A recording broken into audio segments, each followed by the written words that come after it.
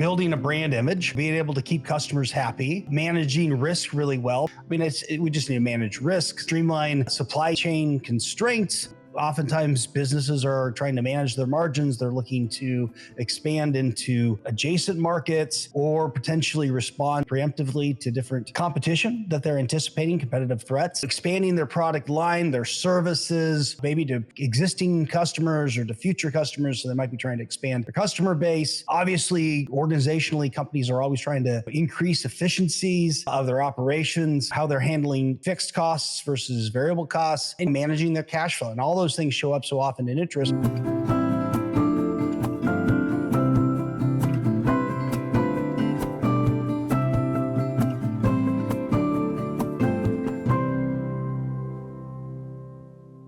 When you're talking about organizational interest, you're really thinking about the strategic, the financial, operational, relational, and then we're going to add that fifth component, and that's personnel. All of these are going to be interest of the organization. So Aram, with strategic organizational interest, what are we talking about here? Yeah, so I think we're talking, building a brand image, being able to keep customers happy, managing risk really well. I mean, we just need to manage risk, streamline supply chain constraints. Oftentimes businesses are trying to manage their margins. They're looking to expand into, adjacent markets or potentially respond to, preemptively to different competition that they're anticipating, competitive threats, expanding their product line, their services, maybe to existing customers or to future customers. So they might be trying to expand their customer base. Obviously, organizationally, companies are always trying to, increase efficiencies of their operations, how they're handling fixed costs versus variable costs, and managing their cash flow. And all those things show up so often in interest. And to your last point too,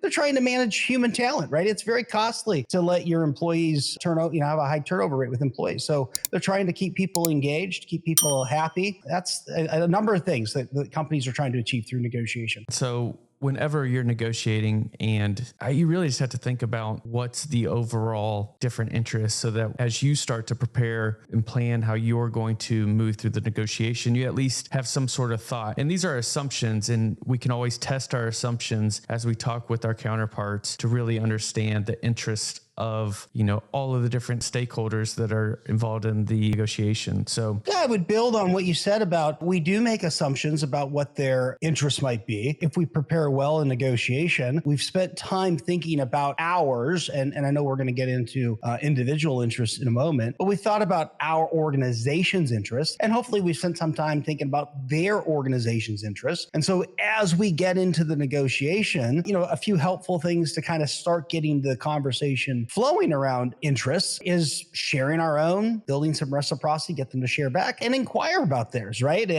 I've thought about what yours might be, curious what I have wrong. Let me test my assumptions. I understand what your position is, why that position, how does that help you? Those are some good ways to really get to those underlying organizational concerns they might have. And so what makes this all very complex is that the individual also has interests. So although it may be an organizational negotiation, that individual that is your counterpart is going to also have some, probably not for selfish concerns, but definitely some of their own interests. Isn't that right, Aram? Yeah, that's absolutely right. I think you've said it well. And I think sometimes our tendency now, if we've done a good job of thinking about our organization's interests and their organization's interests, is we start to forget that there's a human being there across the table from us, right? Or hopefully if we've reframed the setting, maybe next to us at the table, and we're solving this problem. And that person has interests too. Those come in a variety of shapes too, right?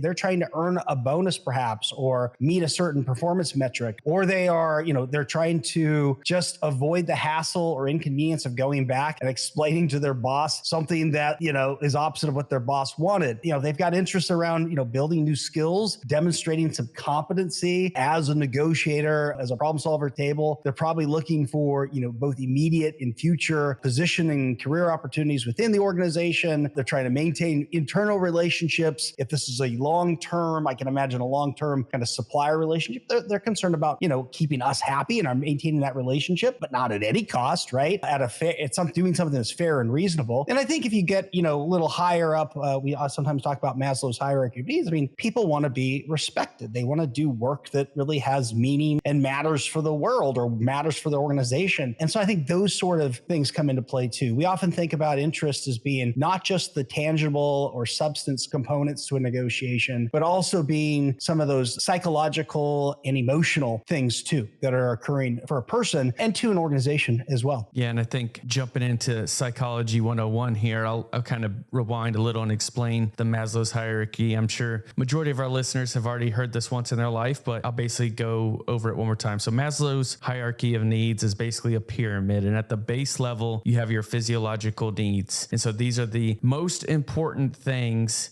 that someone needs to satisfy before they can start getting at the other levels, which I'll get to here. Now, so the fourth level is going to be safety needs. So as long as they feel safe, then that addresses that level. Then you're going to have belongingness and love. So it's the third level up from the bottom. Then at the second level to the top, you're going to have esteem needs. And then at the very top is self-actualization. So what Aram just said is that we can't immediately jump to trying to put someone's name on a library and think that we have satisfied safety needs. So if there's a safety concern, that needs to be addressed first before we can really start digging at interests that may be up and above that on Maslow's hierarchy of needs. Does that make sense, Aaron? Yeah, it does. And I think the discipline is in digging around what those needs are. Let me give you an illustration that I like using. I walk in the other day to our kitchen, and my two youngest daughters, who are 5 and 3, are fighting over the very last orange that we have in the house. Okay.